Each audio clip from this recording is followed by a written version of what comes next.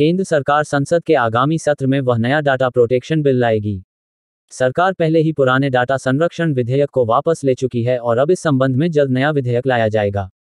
सरकार का रुख स्पष्ट है कि भारतीय उपयोगकर्ताओं के साथ भेदभाव नहीं किया जा सकता है। साथ ही केंद्र सरकार का कहना है कि नागरिकों के अधिकारों की रक्षा करना सरकार की प्राथमिकता है। जम्मू कश्मीर के शोपियां और बारामूला जिले में सुरक्षा बलों और आतंकियों के बीच मुठभेड़ जारी है। सुरक्षा बलों को बारामूला के येदिपोरा और पट्टन इलाके में आतंकियों की होने की सूचना मिली थी। उधर शोपियां के चित्रगाम में भी सुरक्षा बलों की तलाशी अभियान के दौरान आतंकियों ने हमला कर दिया, जिसके बाद से मुठभेड़ जारी है। अब तक की मिली जानकारी के अनुसार बारामूला के योदिपोरा में सुरक्षा बलों ने 2 आतंकियों को घेर लिया है। आतंकियों ने सुरक्षा बलों को देख फायरिंग की और भागने की कोशिश की थी, जिसके जवाब में सुरक्षा बलों ने जवाबी कार्रवाई की है।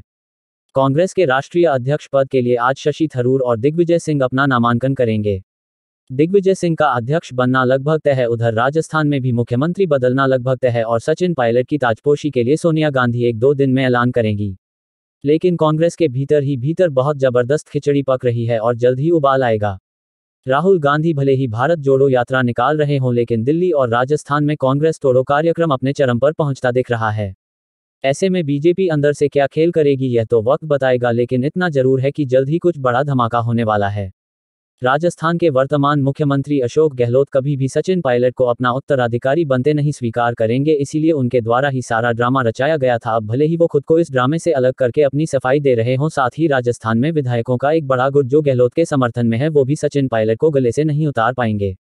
दूसरी तरफ सचिन पायलट भी पार्टी हाईकमान को मुख्यमंत्री बनने की अपनी इच्छा जाहिर करके राहुल और प्रियंका से वादा भी करवा चुके हैं। ऐसे में कांग्रेस की गुटबाजी चरम पर पहुंच रही है, बस विद्रोह का बिगुल बजना बाकी है। कांग्रेस अध्यक्ष पद पर भी एक नया नाम सामने आ रहा है, मल्लिकार्जुन खड़गे का। खड़गे का नाम पहले भी आया था, लेकिन आज फिर से चर्चा ने जोर पकड़ा है और ऐसी भी चर्चा है कि वो सोनिया गांधी की पसंद हैं। इस संकट की पृष्ठभूमि में पार्टी के G23 समूह के 4 सदस्यों आनंद शर्मा, भूपेंद्र सिंह हुड्डा, पृथ्वीराज चव्हाण और मनीष तिवारी की हुई बैठक को भी बहुत महत्वपूर्ण माना जा रहा है। सबसे खास बात है कि इस बैठक के बाद मनीष तिवारी अशोक गहलोत से मुलाकात करने गए, जो क्लाइमैक्स को और भी बढ़ा रहा है। देश विरोधी गतिविधियों के आरोप में केंद्र सरकार popular front of India PFI को 5 साल के लिए प्रतिबंधित कर चुकी है। इसके साथ ही विभिन्न राज्य सरकारों ने भी संगठन से जुड़े लोगों के खिलाफ कार्रवाई तेज कर दी है। मामले की जांच में जुटी एजेंसियां यह देखकर हैरान है कि इस कट्टर इस्लामिक संगठन ने कुछ ही सालों में इतना बड़ा ढांचा कैसे खड़ा कर लिया। जांच में पता चला है कि PFI भारत और विदेशों दोनों से अलग अलग चैनलों के जरिए धन एकत्र कर रहा था। जांच एजेंसियों को पता चला है कि विदेशों में PFI के सदस्य हज यात्रियों को सहायता के नाम पर अपनी नकली फर्मों की सदस्यता, रियल एस्टेट सौदों, पब बार और आतंकवादी संगठनों को पुरानी कारों को बेचने समेत विभिन्न जरियों का इस्तेमाल करके फंड इकट्ठा करते थे। यह पैसा बाद में NRI खातों में भेजा जाता था, जहां से इसे भारत में PFI सदस्यों को ट्रांसफर कर दिया जाता था। लखनऊ में होटल लेवाना अग्निकांड से सबक लेते हुए शहर में फायर मानकों के विपरीत बनाए गए बड़े भवनों को चिन्हित कर उनका ऑडिट होगा। लखनऊ विकास प्राधिकरण LDA 500 वर्ग मीटर से बड़े और 15 मीटर से अधिक ऊंचाई वाले भवनों का ऑडिट कर वहां उपलब्ध अग्निशमन के मानकों की जांच करेगा।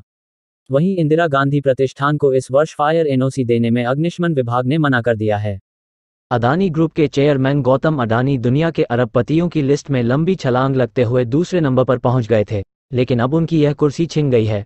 फोर्ब्स की रियल टाइम रैंकिंग में अब वो दूसरे स्थान से गिरकर चौथे स्थान पर आ गए हैं। हालांकि ब्लूमबर्ग बिलियनियर इंडेक्स में वो दूसरे स्थान पर ही हैं।